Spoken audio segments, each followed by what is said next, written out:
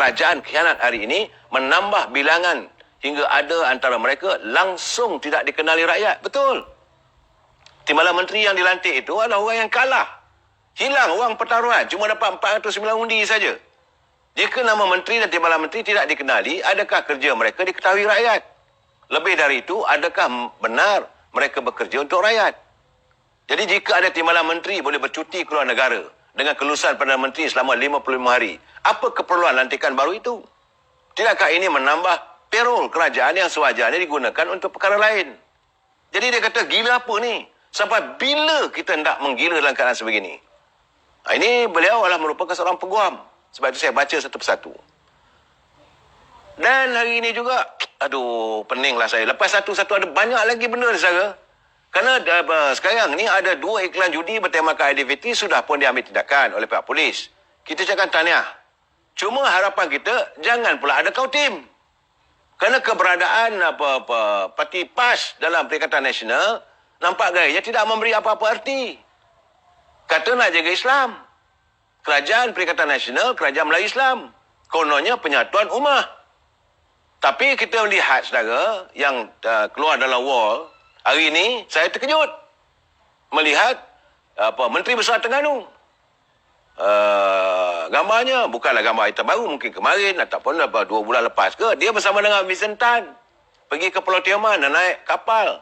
Seorang Menteri Besar daripada parti PAS yang memperjuangkan Islam. Boleh bersahabat begitu akrab dengan tokoh judi. Malahan jadi pula hari ini mengeluar pula satu kenyataan. Ini memang saya pening. Betul-betul saya pening. Saya kata, saya dah agak dah. Dalam keadaan sekarang ni mesti akan banyaklah dalil-dalil yang akan dikeluarkan oleh Tuan Guru Hajadi. Dia kata dalam Facebook, dia kata, dalam situasi darurat, katanya, pemerintah boleh melakukan tindakan walaupun di luar perintah Al-Quran. Astaghfirullahalazim. Perintah Al-Quran itu boleh dilanggar hanya kerana kedarurat. Ini sengal lah.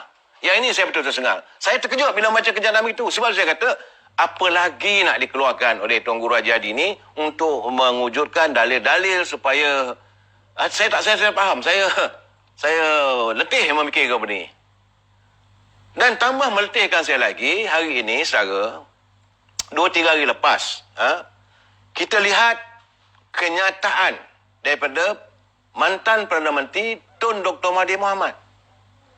Ini amat-amat memeranjatkan saya. I'm really surprised. Saya tidak pernah menjangka ini boleh berlaku. Kerana perkara ini bercanggah dengan akta negara. Dr. Mahathir Mohamad mengaku yang dia tidak tahu menahu mengenai dawan suami dan anak-anak bekas Gubernur Bank Negara Zeti Akhtar Aziz ada menerima wang daripada YNDB ketika dia melantik Zeti menjadi anggota dalam Majlis Penasihat Kerajaan. Dia kata, saya tidak tahu. Memanglah Dr. Mahathir ni kalau ditanya pun tak tahu. Saya tak tahu. Dia kata, saya tidak tahu. Tetapi katanya Zeti menunjukkan prestasi yang baik. Saya tak tahu berkenaan dengan anak dia ataupun apa semua tu. Itu hal dia lah dia.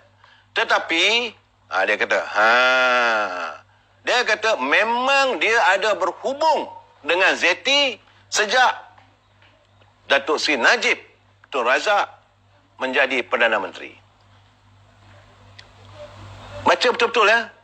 Dia ada berhubung dengan Zeti sewaktu Datuk Seri Najib menjadi Perdana Menteri. Katanya Zeti tahu mengenai jumlah wang luar biasa di dalam akaun bank Najib. Dan katanya dia mau mengambil tindakan ke atas bekas Perdana Menteri itu, tapi rancangan berkenaan gagal direalisasikan. Ada 2 perkara di sini. Katanya dia nak ambil tindakan, tapi tindakan itu gagal direalisasikan. Artinya seolah-olah sudah ada komplot. Yang kedua, apabila Zeti memberitahu Dr. Mahathir bahawa dia tahu dalam akaun Datuk Najib, bagaimana seorang Gubernur Bank Negara boleh memecahkan rahsia akaun pemilik akaun bank di bawah akta mafia. This is very serious, saudara.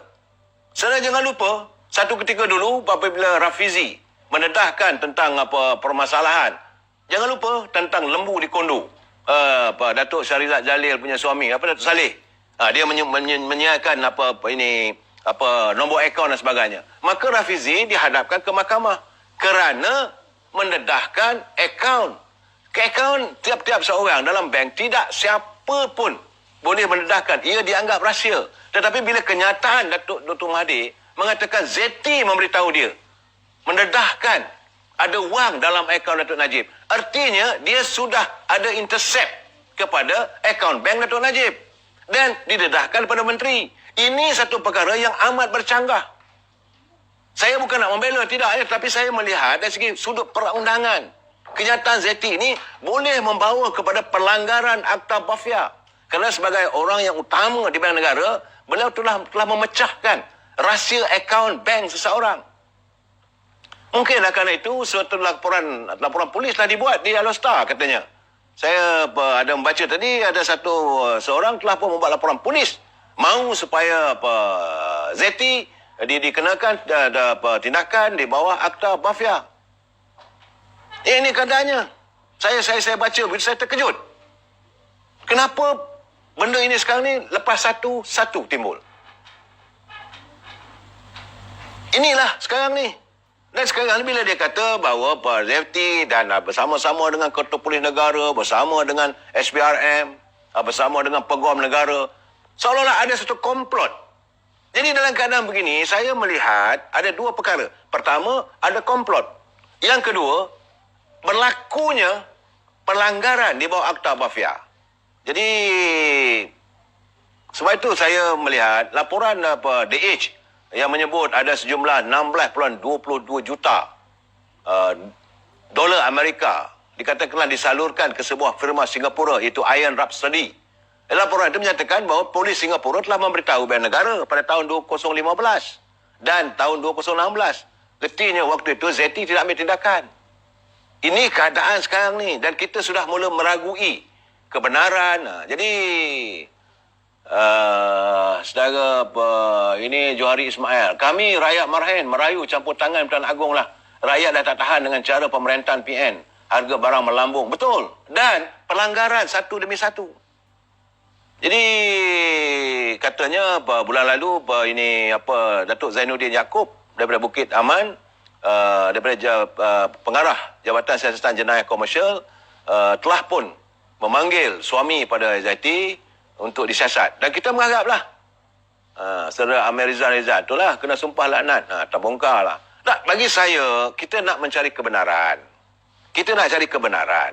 Kalau benar salah, hukum tak ada masalah. Saya tidak mahu memberi komen apa-apa berhubung dengan mahkamah. Tetapi bila saya dengar kenyataan yang dibuat oleh Tun Dr. Mahathir melalui Malaysia Kini, bila saya baca 3-4 kali, saya kata astaghfirullahalazim. Ini sudah melanggar di bawah Akta Bafia. Kita negara kita adalah negara hukum. Tidak ada sesiapa pun mengatasi undang-undang. No one is above the law. Kita adalah negara yang sentiasa menyantuni kedaulatan undang-undang. Undang-undang yang ada itu perlu dipelihara. Jadi sebab itu kita mengharapkan supaya pihak berkuasa segera menyiasat. Ini kenyataan, bukan kenyataan main-main. Apabila didedahkan, kononnya Dr. Mahathir tahu akaun Datuk Najib. Retinya daripada siapa? Daripada ZT. ZT mana? ZT adalah Gubernur Bank Negara. Bagaimana Bank Negara boleh mendedahkan nombor ke, akaun ke, jumlah ke, berapa ke dalam bank? Itu rahsia peribadi sesiapa. Ini yang kita harap harus dilihat begitu secara tuntas. Kita rakyat cinta damai meminta supaya siasatan khas diadakan terhadap ZT dan juga Dr. Mahathir. Kalau dia kata bohong, bohonglah. Jangan kerana masing-masing ada kebal dari segi undang-undang. Kita tak mahu dari segitu.